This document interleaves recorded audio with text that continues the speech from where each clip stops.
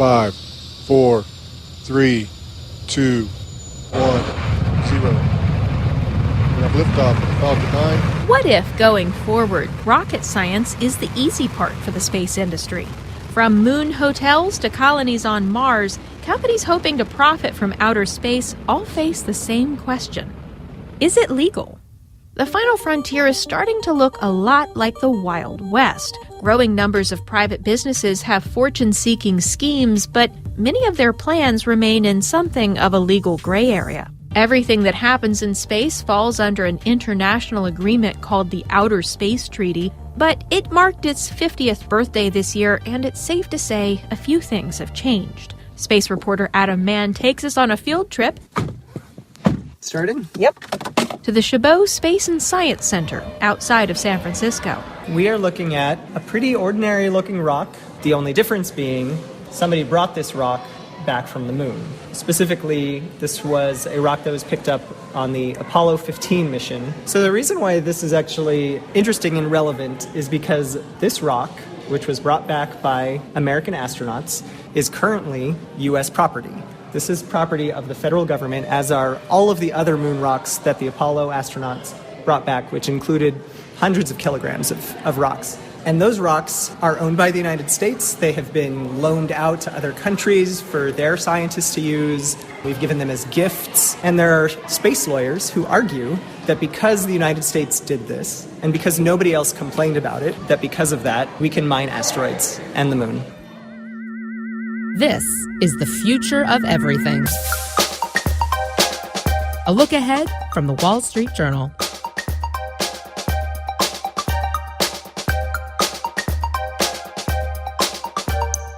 From the newsroom in New York, I'm Jennifer Strong, and this is the future of everything. America must expand commerce and ultimately settlement into space, and we must do it first. That's Texas Senator Ted Cruz at a Senate subcommittee hearing in April. This is an issue that not only impacts our global competitiveness, but also our national security.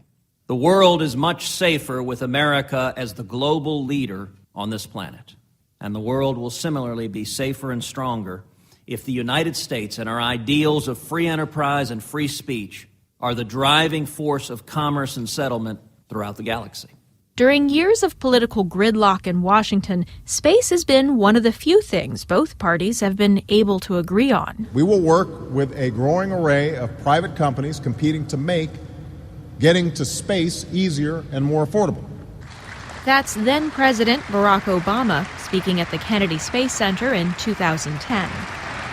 Now, I recognize that some have said it is unfeasible or unwise to work with the private sector in this way. I disagree. The truth is, NASA has always relied on private industry to help design and build the vehicles that carry astronauts to space. The Space Act of 2015 was signed into law by President Obama. This year, President Donald Trump signed a bill aimed at sending people to Mars. We should also thoroughly review the United Nations Outer Space Treaty, Senator Cruz, which was written and enacted in a very different time and era in 1967. It's important that Congress evaluate how that treaty, enacted 50 years ago, will impact new and innovative activity within space as well as potential settlement throughout the galaxy. What is the Outer Space Treaty? How did it come about? And what does it mean for commercial space companies? It starts way back in 1957. Space reporter Adam Mann. The Soviet Russians launched Sputnik, which was the first artificial satellite. And it flew over the entire Earth, including over the United States, and it really freaked people out. It really scared everybody in the United States, all the way up to President Eisenhower. CBS Television presents a special report on Sputnik 1, the Soviet space satellite. Douglas Edwards reporting. Until 2 days ago, that sound had never been heard on this Earth. Suddenly, it has become as much a part of 20th century life as the whir of your vacuum cleaner. It's a report from man's farthest frontier, the radio signal transmitted by the Soviet Sputnik, the first man-made satellite as it passed over New York earlier today. The Soviets might have actually done us a good turn because they orbited over our heads and we didn't complain about it, and that establishes, in an international way, the concept of the freedom of access to space. You are allowed to fly your stuff over another country. So the United States realized that they wanted to be able to do that. They wanted to be able to fly things over the Soviets, mostly spy satellites. And so they basically said, okay, we will allow you guys to do this if you allow us to do this. And so they both mutually stood to benefit. So the lead actors here in writing this treaty, it's the United States and the Soviet Union. But here on Earth, it's the Cold War. That's right. But both countries mutually decided that they wanted to keep their hostilities confined to just one planet. So they said, all right, let's ban nuclear weapons and military installations from orbit, from being put on the moon, from being put on any other planet. Meanwhile, the foreign minister presided at the signing of the treaty banning nuclear weapons from outer space. He pledged Britain's wholehearted support. Without such a treaty, life on Earth would be under continual threat, a nightmare existence. Soviet Ambassador Smirnovsky acted for Moscow. On the right sat the American chargé d'affaires. Other signings were made in Washington and Moscow. So far, 31 nations have joined in the treaty. Between West and East, this is the best cooperation for a long time. Space is going to be used just for peaceful purposes. We are going to explore space for science, and everybody is going to be able to use it as much as they want without interfering with one another. What were some of the sticking points, though, in ironing this out? Probably the biggest one was the role of private businesses. The Soviets at the time were communists, and they did not have commercial players. They did not have commercial businesses. And so they said they wanted space to be accessed only by governments. The United States, while they didn't have any particular businesses at the time that were interested in space, they thought, well, maybe one day this is something that people will try and make money out of. The compromise was the Soviets said, we'll allow that, but you're in charge of them. You are the one that is responsible for all of their actions. Anything that happens in space, even if it's just by a private company, you're liable for. So if a private rocket goes and crashes into a satellite that another country has put up, that country can now sue the United States. The United States is on the hook for any damage that that private company did. And specifically in the treaty, it says that countries are responsible for authorization and continuous supervision of their non-governmental entities, i.e. commercial space. Which was probably an easier thing to agree to at a time when only the government could get to space. That's true. For most of the last 50 years, governments were really the only ones that could actually afford to go there. So this hasn't been an issue, but the world has changed now. We're 60 years into the space era, the space age. And right now, a lot of commercial companies have been formed, are being formed. A lot of people are suddenly interested in going into space. You've got companies like Elon Musk's SpaceX, which is a private rocket company that he's talked about taking people to Mars. Jeff Bezos is another billionaire, founder of Amazon. He's got his own rocket company. He says he wants to see millions of people living and working in space. Robert Bigelow, who is known for the budget suite hotels, wants to build private space stations orbiting the Earth and also private bases on the moon. So what does this mean in practical terms? In what ways does the federal government regulate private space business? It all comes down to the Federal Aviation Administration. The FAA plays a vital role in commercial space launch and re-entry operations in the United States. The FAA's Office of Commercial Space Transportation, or AST, regulates the U.S. commercial space transportation industry. So next time you hear about a rocket lifting off or a space vehicle landing somewhere in the U.S., you'll realize the FAA has an important role in making commercial space transportation happen. They're actually the ones who are in charge of giving a launch and re-entry license. So you want to launch a rocket into space, and you have to go to the FAA and say, here's my plan, here's where I want to launch from. And they're going to say, okay, well, what do you want to do out there? What kind of stuff are you carrying? They're going to review it all. They're going to go to the U.S. State Department. They're going to go to the Department of Defense. They're going to go to NASA. They're going to go to everybody in the federal government and ask, does this meet all of our obligations? Is this allowed? If any one of them comes back and says no, then you will not be able to launch anything into space. So getting back to that moon rock then, what about mining in outer space? Is this legal? The Outer Space Treaty actually declares space res communis. which means, in Latin, the province of all mankind.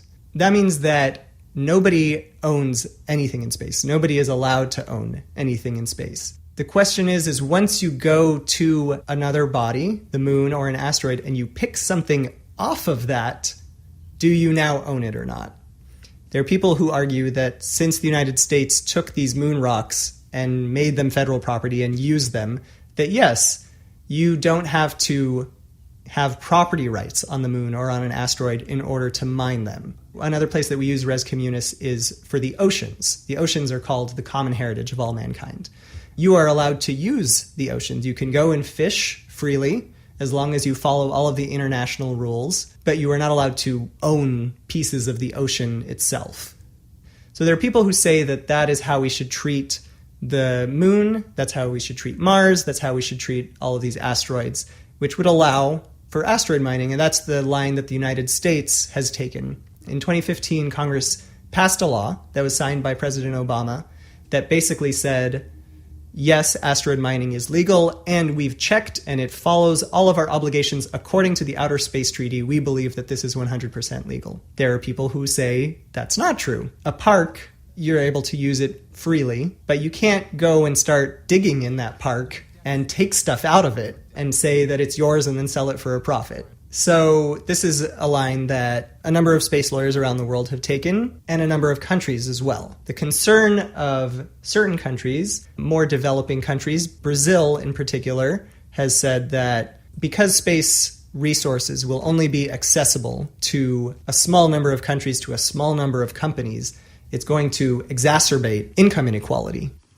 The exploitation and the use of outer space, including the moon and the other celestial bodies, shall be carried out for the benefit and in the interest of all countries, irrespective of their degree of economic and or scientific development, and shall be the province of all mankind. So Brazil, a number of European countries, and currently Russia have said that they would like to see the international community get together and come up collectively with a way to allow people to go and mine asteroids or the moon, and then that international body would take a cut of their profits and distribute it to everybody in the world, basically. Why would anybody want to do this? Well, so there are valuable metals that are on asteroids or on the moon in the same way that they are here on Earth. Things like platinum, gold. Goldman Sachs recently released a report that said that the amount of platinum in one asteroid, even a small asteroid, could be worth between $25 and $50 billion. The problem is if you brought all that metal back here to the Earth and tried to sell it, you would completely crash the platinum or gold market. So what people actually want to do is use these resources in space. You would mine metals from the moon or from an asteroid, and then you would use it to build infrastructure, spaceships, space stations, moon bases, all that kind of stuff out there, and you don't have to drag everything along with you from Earth. Probably the most important thing would be to get that water. Water is something that astronauts can drink. Number one, we need it for life. We could probably use it on crops that we were growing on a space station. But more importantly, you can turn it into rocket fuel and basically create a gas station at this asteroid that people could stop at. On the moon in particular, there are parts of craters, the rims of certain craters, that are always bathed in sunlight. So if you put a solar panel there, you would basically have continuous amounts of power. Conveniently located at the bottom of that crater is a place of eternal darkness, which means that it is super cold, and that means that there's a bunch of ice there, including water ice, that you could use that power to mine that water, turning the moon into a huge fuel depot, basically. The problem is that there's very few of these spots, and if that is the most valuable place to be, everybody's going to be rushing to try and get to those places. There's really only a couple square kilometers of the moon that have that kind of value. It's a question of, do we want to have some rules in place before we actually start sending people there? Otherwise, this is kind of a land grab, the Wild West. But as one space lawyer told me, it's easier to have lawyers arguing about things than have a shootout at the OK Corral. So getting back to that whole, is this legal and why would somebody want to do it question, it's a tremendous amount of investment for something that is unclear and you can't seek investors for. And that's actually one of the reasons why a lot of these private space companies have been the loudest in asking for new regulations. They need clarity. Some of this stuff might be legal, some of this stuff might not be legal, and you can't go to an investor and ask them for money, for funding, without having a clear answer about that specifically. So there have been a number of hearings in Congress where people from the private sector have said, hey, we need to make sure that everything that we're doing follows the letter of the law. Please tell us how we can do that. As Blue Origin initiates the application to license our New Glenn reusable launch vehicle, we are encountering conflicting expectations on the regulatory process between FAA and the Air Force. This conflict stems from the lack of a federal adaptation to the market. Because currently, the FAA's regulatory system was set up just for communication satellites, which stay very, very close to the Earth. It's unclear right now whether the FAA can even grant you a license to go to the moon, to go to an asteroid, to go to Mars. These private companies want an answer to that question before they're going to take this huge risk and try and go after these things. So what comes next here? What are you going to be watching? We're going to see what the United States says, if it gives the FAA the power to regulate these new private space businesses. And worldwide, we've really got to see what all of the countries of the world are going to say about whether asteroid mining is legal or not. The world is a lot more complicated than it was during the Cold War, where you had these two sides. There's a lot of geopolitics at play here. Many people believe that the reason why Russia has come out against asteroid mining and the United States' legislation specifically is just to needle the United States and for no other reason. But as soon as somebody starts mining, they're going to want in on the action as well. The big question mark right now is with China, who they're going to follow.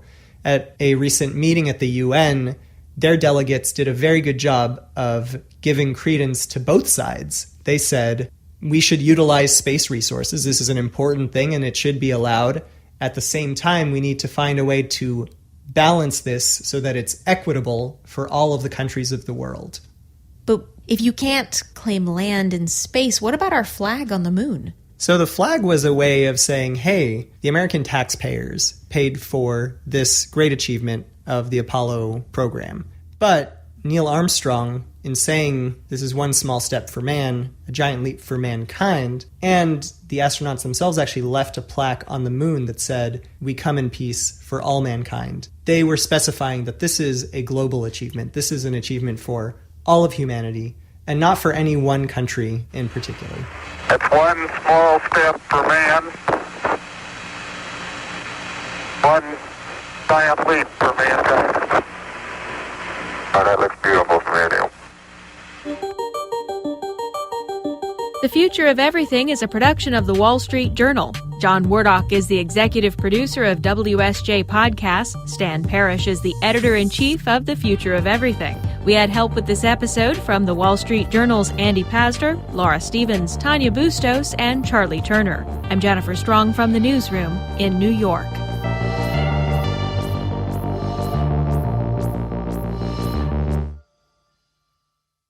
Love this show? Check out others by visiting WSJ.com/podcasts. See our full selection under programs.